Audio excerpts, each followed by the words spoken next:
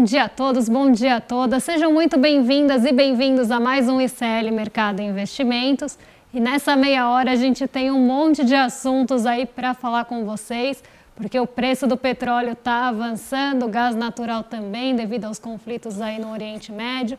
Mas a gente também vai passar aqui pelo nosso Brasilzão, vamos falar dos termômetros, da Bolsa, vamos falar do relatório Focus, o que muda ou não muda em relação às projeções do mercado aí para os nossos indicadores macroeconômicos. E vamos falar do Desenrola também, que começa uma nova fase hoje. Então, um monte de assuntos para a gente falar nessa segunda-feira movimentada aí. Mas antes de tudo isso, quero dar bom dia para o André. Bom dia, André, como você está nessa segunda? Bom dia, Débora. Bom dia a todos os nossos telespectadores aí do ICL Mercado e Investimentos. O dia começando aí bem conturbado, né? Todas as repercussões aí sobre esse acirramento do conflito aí no Oriente Médio.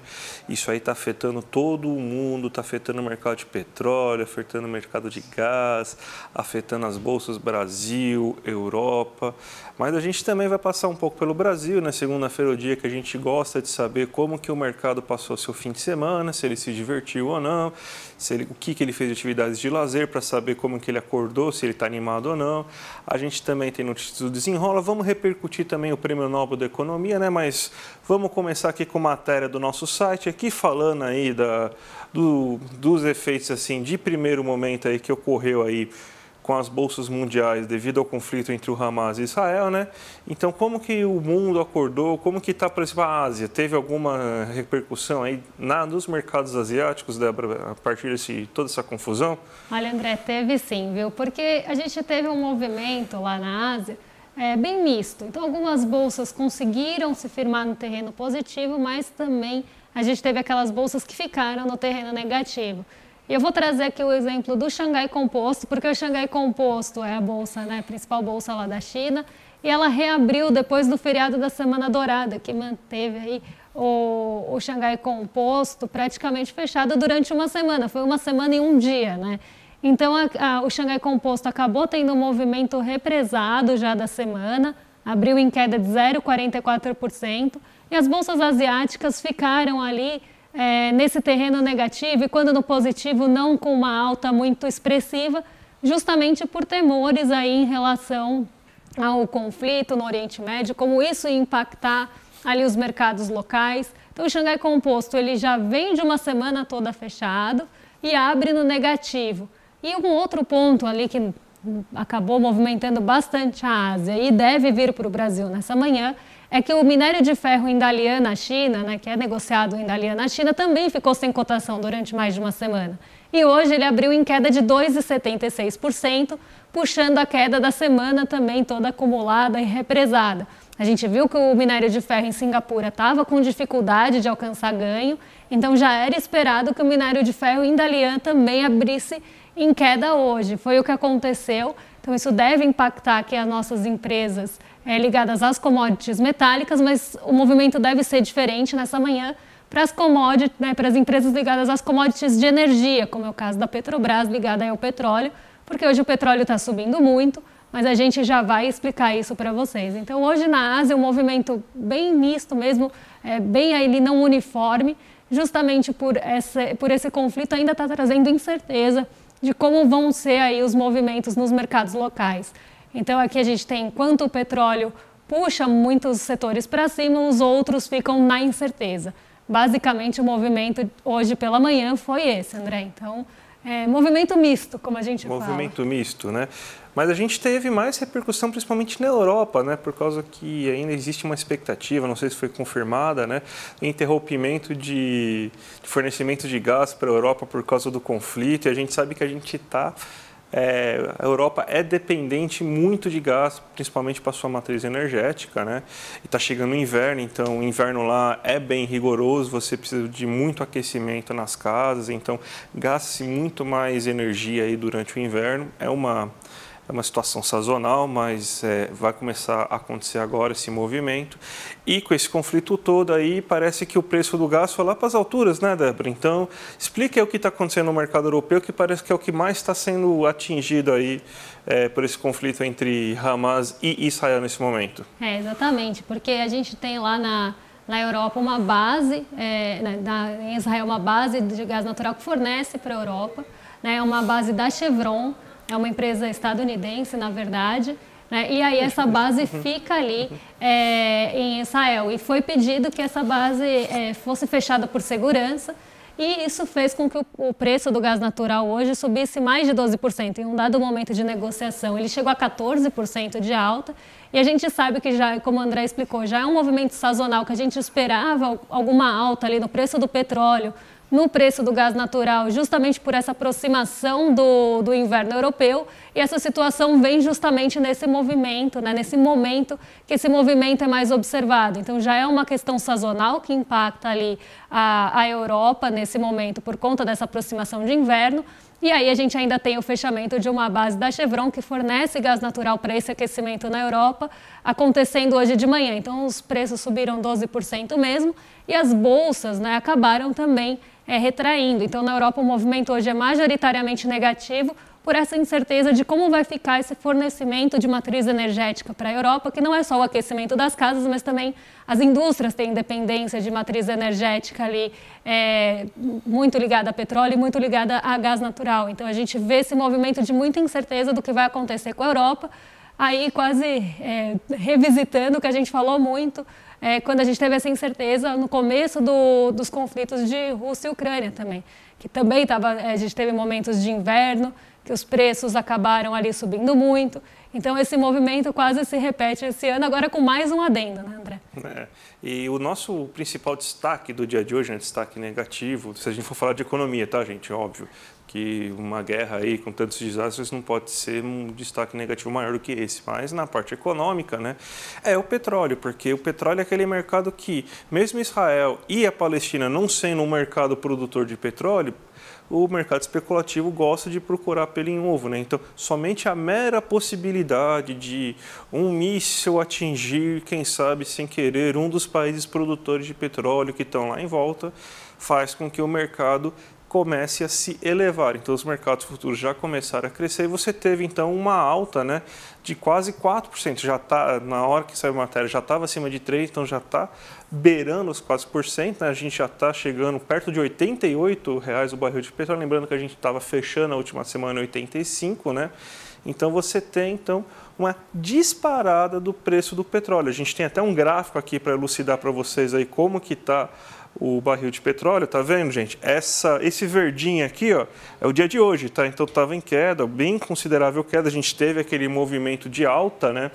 Que aconteceu aí nas últimas semanas, que chegou acima de 95, chegou quase em 96, né? Bateu 96 inclusive, né? Mas você estava em queda, chegou abaixo de 84, né? Que é mais ou menos o preço que está rodando o barril de petróleo, mais ou menos nessa média desses últimos tempos. Só que, olha o que aconteceu agora, já voltou a disparar no dia de hoje. E pode ser que ele continue em alta, né? Mas eu acho que é uma coisa muito sazonal, né, Débora? Porque eu acho que é só uma questão de especulação de mercado, medo mesmo de mercado no dia de hoje. Talvez isso daí não tenha grande fôlego, né? O que está sendo esperado é que não seja realmente um movimento de longo prazo. Então, o petróleo ele teve esse repique, né, que a gente vê que ele caiu ali a $83 por barril e volta ali para o patamar acima de 85, hoje se aproximou de 87, em um dado momento da manhã teve uma alta de 5,20%, né, mais de 5%, agora fica ali em torno dos 4%. Então, quais são os impactos, o que está impactando, né, esse mercado de petróleo, de energia no mundo? A gente tem essa incerteza em relação a possibilidade o que o mercado está olhando, tá? E aí é realmente um olhar de mercado. Se o Irã vai ser afetado ou não por esse conflito, né? Então tem essa desconfiança aí de adicionar novos países ao conflito. Então o mercado está bem receoso em relação a isso, que isso feche canais ali de transporte de petróleo. Tem também a proximidade geográfica dos países produtores de petróleo, porque como o André bem falou, Israel não é um produtor relevante de petróleo, mas ele está perto geograficamente de produtores relevantes. Então, essa proximidade geográfica se pode ter alguma implicação na alta do preço do petróleo. Então, especulações mesmo até agora. E a OPEP, que divulgou um relatório bem hoje, né, falando que aumentou a sua demanda. Não é aquele relatório mensal, é um outro relatório. E nesse relatório apareceu um aumento de demanda em alguns países. Então, isso também contribuiu para que o preço do petróleo se elevasse hoje. Então, tudo acontecendo junto e o petróleo subindo aí na casa dos 3,60%, quase 4% nessa manhã, sendo que ele chegou aí a 5,20. Então, aqui a gente tem um movimento realmente de curto prazo, aí mesmo de praticamente uma reação imediata ao que está acontecendo no mundo, mas não se vê isso como um movimento de longo prazo, como a gente viu ali no começo do conflito da guerra da Rússia e da Ucrânia, por exemplo, que também jogou o petróleo lá para cima, mas aí sim, porque a gente estava falando da Rússia, de um produtor de petróleo de peso. Perfeito, Débora. E antes da gente encerrar o nosso ciclo pelo mundo e chegar aqui no Brasil, né, a última notícia aí relevante aí do mundo é o Prêmio Nobel, né, que é importante lembrar, né, que o Prêmio Nobel de Economia não é um Prêmio Nobel de verdade, tá? Então é sempre importante a gente lembrar isso, que o Prêmio Nobel de Economia não é dado pela Fundação Nobel, é dado pelo Banco da Suécia, então é um banco que decidiu inventar esse prêmio, chamou de Prêmio Nobel, né? Mas mesmo assim é um prêmio relevante, a gente todo ano comenta sobre ele, né? E a Claudia Goldwyn ganhou o Prêmio Nobel desse ano, uma professora que fez a sua carreira em Chicago e hoje ela leciona em Harvard, né? E ela tem trabalhos interessantes tratando sobre a desigualdade salarial entre homens e mulheres, um trabalho que basicamente dos anos 90, né? Então geralmente o Prêmio Nobel ele premia, né, uma carreira, alguns artigos com um certo limiar de tempo assim um pouco mais distante, né? Então, esse foi o Prêmio Nobel que deu. Lembrando assim que é um Prêmio Nobel quase nunca, né, e não é diferente dessa vez, né, premia economistas mais progressistas, mais heterodoxos, né, geralmente são economistas mais liberais. E não é diferente, mostrando assim que está muito na questão da educação e na questão do mercado de trabalho, os problemas que fazem com que a diferença salarial entre homens e mulheres ocorram, mas não toca na questão estrutural. Mas é bom a gente ver, às vezes, Débora, que existe vida inteligente na cabeça de economistas liberais, principalmente quando a gente pensa nos liberais brasileiros, né, que estão ainda nos anos 80, 70 tal, ficam remetindo as mesmas coisas aí de sempre, né? O próprio nosso anarcocapitalista emo, Javier Milei, não acredita que exista diferença entre homens e mulheres no mercado de trabalho, né? Então, um próprio liberal de Chicago, a casa do liberalismo econômico, está mostrando para ele que tem, né? Aqui no Brasil também Paulo Guedes também não acreditava numa questão dessa, mas é importante a gente ver assim, pelo menos alguns trabalhos assim do outro lado do muro aí que reforçam o ponto que a gente sempre tanto fala, né? Exatamente. E claro que com todas as ressalvas de ser um trabalho liberal, então a gente tem que trazer esse ponto sim, mas um trabalho liberal que vai contra, como o André falou, o próprio pensamento liberal brasileiro. E falando aí em pensamento liberal, vamos pensar em mercado agora, porque a gente tem o relatório Focus, né, que saiu essa segunda-feira. Relatório Focus é um relatório divulgado na segunda-feira com pesquisas aí feitas com agentes do mercado até sexta, com a atualização das perspectivas desses agentes para os principais indicadores macroeconômicos aqui do Brasil. E parece, André, que ele foi marcado pela estabilidade de novo, então nada novo sob o sol do mercado no Focus hoje? O mercado está bem comportadinho, aí, passando seus fins de semana aí, assistindo seu streaming preferido, sem grandes agitos. A gente tem até a arte para mostrar aqui quais são os resultados principais aí do Focus durante essa semana, né? Você teve que o IPCA, ou seja, a nossa inflação, se manteve a mesma em 4,86 para esse ano, uma leve alta, bem leve mesmo, para 3,88 para o próximo. O dólar teve uma alta por causa de tudo que aconteceu nas últimas semanas. A gente teve o efeito da divulgação do payroll e a expectativa de aumento da taxa de juros nos Estados Unidos na próxima reunião do Fed, né, do FONC, na verdade, né? Então o câmbio teve uma leve alta. O PIB continua na mesma, ainda em 2,92 para esse ano e 1,50 para o próximo, e a Selic continua na mesma. Então, o que o mercado está falando é que não teve nada de relevante que fizesse ele mudar a sua expectativa, então ele acredita que vai ter a mesma inflação que ele achava antes, que o Brasil vai crescer do mesmo modo que ele achava antes, e que ainda acredita que a taxa Selic vai se manter ainda com esse ritmo de queda, mesmo com a expectativa que os Estados Unidos aumentem sua taxa de juros, né? O que é importante, né? Porque já estava ouvindo alguns burburinhos de não, vai ser necessário que o governo brasileiro, que o Banco Central brasileiro repense a sua política, né, de mudança na taxa de juros, porque existe um certo piso que a taxa de juros americana pode levar, né? Só que, né, infelizmente, a gente teve tudo que aconteceu no fim de semana, né? Então aconteceu a partir de domingo. Isso pode refletir nas próximas semanas, principalmente na questão inflacionária. Vamos ver o que o mercado financeiro acredita que vai ter de efeito na inflação em relação ao aumento do preço do petróleo, né? Então esse é um ponto para a gente ficar observando, Débora. E tem também, né, hoje, a previsão do mercado financeiro para a Bolsa. Então, na segunda-feira, a gente sempre pega essas expectativas do mercado, tanto para os nossos indicadores macroeconômicos quanto para o nosso Ibovespa. Então, eu vou colocar aqui na tela para vocês como é que está essa expectativa para o Ibovespa nessa semana. Já adianto que teve mais otimismo, também encerrou na sexta-feira a pesquisa, então não pegou tudo o que aconteceu no fim de semana, mas o mercado financeiro estava mais otimista até segunda-feira em relação ao nosso Ibovespa. Então, vamos colocar aqui na tela para vocês, né, como é que ficou aí a expectativa, quem acertou na semana passada, porque na semana passada 50% dos agentes do mercado, lembrando que essa é uma pesquisa feita também com vários agentes, e aí é perguntado se ele acha que se a nossa bolsa vai subir, vai ficar estável perto do 0 a 0 ou vai ter comportamento de queda. Na semana passada, 50% dos agentes acreditava que a bolsa podia subir, 37,5% acreditava que ia ficar próxima à estabilidade e apenas 12,5% aí acreditava que ia cair.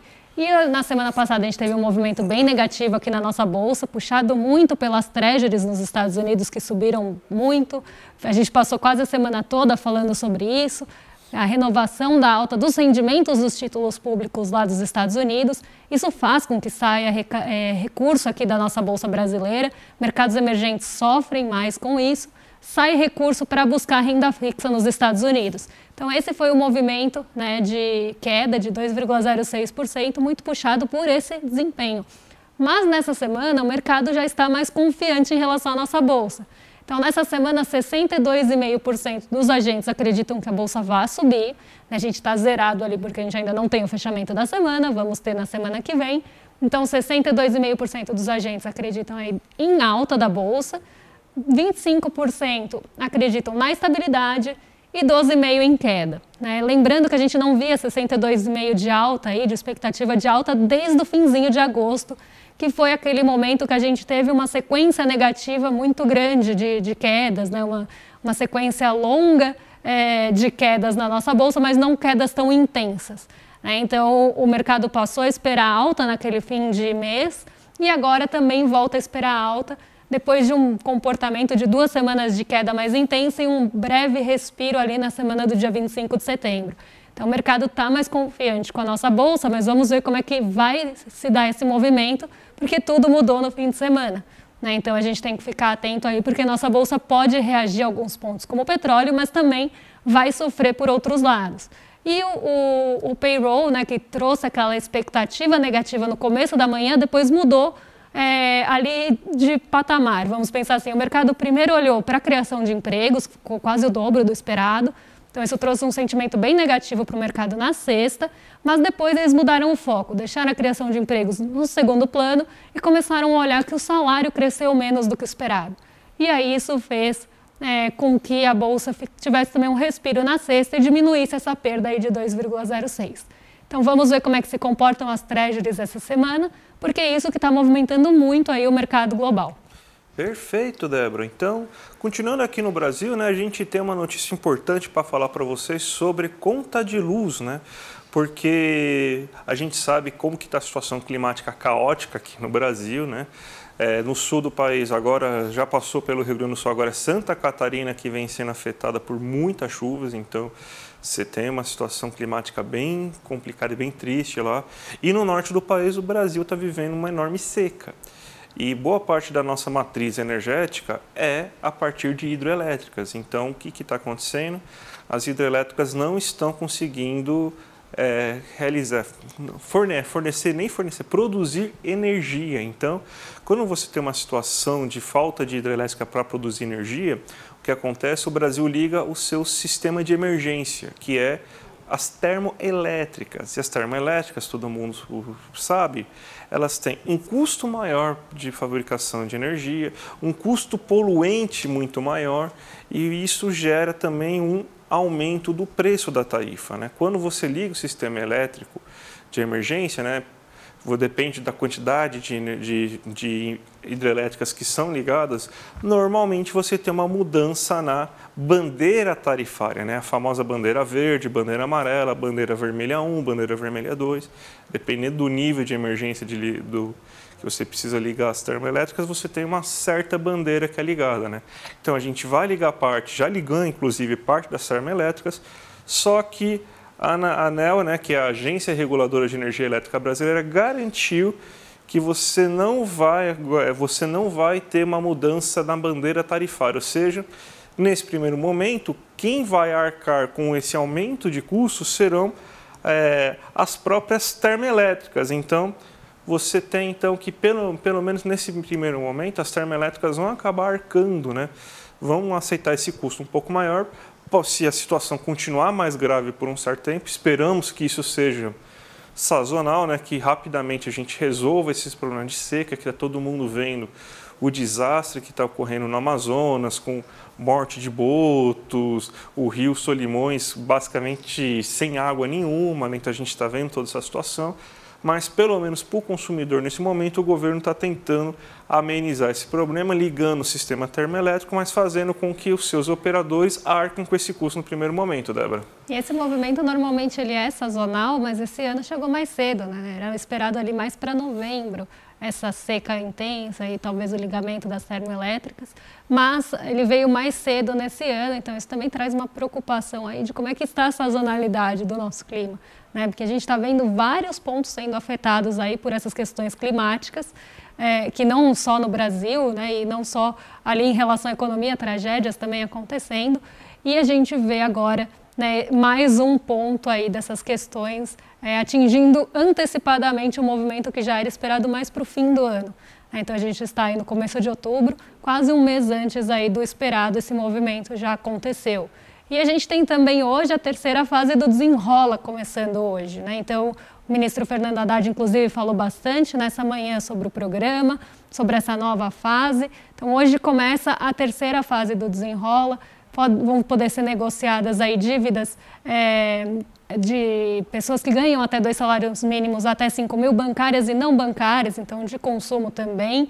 E algumas dívidas ali também poderão ser renegociadas com o pagamento à vista, com o pagamento até 60 dias, então a gente com descontos, né? Então essa é a nova fase que começa hoje do Desenrola. Então vamos colocar aqui na tela também para a nossa audiência acompanhar, né, como é que a matéria aqui do nosso site, que vai mostrar aí como é que fica o Desenrola agora nessa segunda-feira, que vai começar a nova fase, né, nova fase mesmo do Desenrola. Então, nessa fase, novidades são essas dívidas entre 5 mil e 20 mil reais, aí você não tem limite de renda aí para isso, qualquer pessoa que tenha dívidas nesses patamares vão poder fazer essa renegociação, seja à vista, seja parcelado, mas o grosso mesmo vai vir dessas pessoas que ganham até 2 salários mínimos ou estão cadastrados no CadÚnico. Então, para essas pessoas, qualquer nível de dívida vai poder ser renegociado. E lembrando aqui, é importante, né, a gente sempre vai bater nessa tecla, que o Desenrola a maior importância do Desenrola é justamente você fazer dinheiro que estava indo para o mercado financeiro que não fabrica um parafuso, entrar agora na vendinha do bairro da pessoa que está morando lá. Entrar aí num comércio local, num cabeleireiro, numa manicure, num barzinho, num restaurante local. Então, é renda que sai do mundo das finanças, desse mundo fictício das finanças e entra no que a gente chama de mundo real, né, na economia real. Então, é importante que cada vez mais as pessoas tenham dinheiro para gastar na economia real e que elas gastem menos dinheiro com esse setor financeiro. Então, essa é a grande importância do Desenrola. E, Débora, vamos então agora aí para finalizar o programa, né? Como que está esse Brasilzão aí, já que depois de tanta coisa que aconteceu, né? O mundo virou de ponta cabeça no fim de semana, né? Então, como que está? Dá o resumo aí dos nossos mercados aí para o nosso telespectador. Olha, muito do que a gente está vendo aqui na tela já expliquei no começo do programa. A gente vê nossas bolsas aí em queda hoje, então o Ibovespa caindo 0,26%, a Nasdaq caindo 0,57%, lembrando que a Nasdaq ela é uma bolsa de tecnologia, uma bolsa já naturalmente mais volátil, então ela tende a sofrer mais aí com alguns pontos, principalmente que causam incerteza em relação pode ser a taxa de juros, mas também pode ser a outros pontos, né? A Nasdaq ela é mais volátil por natureza, então ela sofre mais. S&P tem um setor de energia grande, assim como o nosso Ibovespa, o S&P também tem ali bolsas, ações negociadas no índice, na bolsa, que são de energia, de petróleo, tá? Então ele acaba sofrendo um pouco menos nessa manhã, assim como o nosso Ibovespa, mas ambos no terreno negativo. E aí na última linha a gente vê o petróleo Brent, né? E o petróleo Brent agora chegou aos $88 por barril, alta de 4,28%. Eu vou até trocar a tela aqui para vocês verem o nosso Ibovespa, tá? Então, o que está acontecendo no nosso Ibovespa? A gente vê as aéreas caindo bastante, isso é um movimento que aconteceu não só no Brasil, mas globalmente. E olha quem está aí entre as maiores altas, né? Surpreendendo 0 pessoas, PetroRio, Petrobras, 3R Petróleo e Petrobras de novo aí com as preferenciais e as ordinárias, né? Então, ordinárias Petro 3 e preferenciais Petro 4. Então, a gente vê todas as ações ligadas ao petróleo subindo hoje em bloco, não à toa, porque a gente vê o petróleo subindo mais de 4% nesse momento. Então, quem está limitando a queda ali aos 0,33 são justamente essas ações. A gente sabe o peso que as duas Petrobras têm aí no nosso índice. Então, é isso que está segurando aquela queda ali de não ser maior, né? Mas as empresas ligadas a petróleo aí subindo realmente em bloco, todas juntas, né? Então, movimento hoje muito puxado, né, nas altas pelas ações ligadas ao petróleo, como eu falei, que era esperado pela manhã, e limitando as perdas. E o mesmo está acontecendo no S&P. Né? Então, lá eles têm a ExxonMobil, tem a Chevron, que pela manhã sofreu bastante por conta ali do fechamento da plataforma, mas depois voltou a subir. Então, eles têm várias também empresas ligadas a petróleo, negociadas no S&P, que estão limitando ali a queda. Então, hoje, o movimento do dia aí vai ser muito pautado pelo preço do petróleo. Perfeito, Débora. Então, já vamos começar a encaminhar nossos recados aí para os nossos telespectadores, né? Porque lembrando, gente, amanhã, dia 10 de outubro, uma super palestra aí do Eduardo Moreira, ó. 3 regras para investir com resultado. Eu e a Débora vamos estar lá a partir das 8 horas da noite. Já clica aqui no link aqui embaixo, edu.com.br/mercado, para você ser avisado na hora, para você não perder, porque vai ser imperdível. É sempre ótimas esses webinários, nessas palestras, essas aulas do Eduardo Moreira. Então, sempre dá uma ótima audiência, então não percam. E óbvio, no final a gente vai estar eu e a Débora lá respondendo perguntas aí dos telespectadores aí que mandarem aí no chat. Então sempre vale muito a pena vocês fazerem parte, gente. E hoje também vamos pedir para continuar com vocês, né? Já que a partir das 6 horas da tarde você tem o ICL Notícias 2 com a Gabi Varela, nossa dupla preferida de Chicos, né? O Chico Sacks está feliz depois de tripudiar do meu time ontem, né? Conseguindo ganhar depois de 12 anos. E o Chico Pinheiro também, que vai estar lá também, nosso atleticano que está feliz também, né? Então, essa aí é o nosso time do ICL Notícias 2. E para fechar a noite, você tem, então, Sinapse a partir das 7h30 da noite. Então, sempre uma grande entrevista com a Robertinha Garcia e com o nosso César Calerron. Então, fique com a gente até as 8h30 da noite hoje, gente. E amanhã a gente está de volta aí, a partir das 7 da manhã, com toda a sequência de programação que vocês já conhecem, o Desperta ICL Notícias primeira edição, em detalhes ali, aprofundando um tema com vocês. E depois, às 11 horas, a gente volta aqui para passar por esses indicadores econômicos. Semana importante essa, a gente tem feriado, mas a gente também tem inflação aqui no Brasil, inflação nos Estados Unidos. Então vai ter um monte de assuntos para a gente passar com vocês na semana. E caso a gente tenha algum desdobramento novo aí dos conflitos, a gente também traz aí para vocês ficarem informados na parte de economia e de mercado. Então, até amanhã a gente se vê. Até lá. Até mais, gente. Tchau, tchau.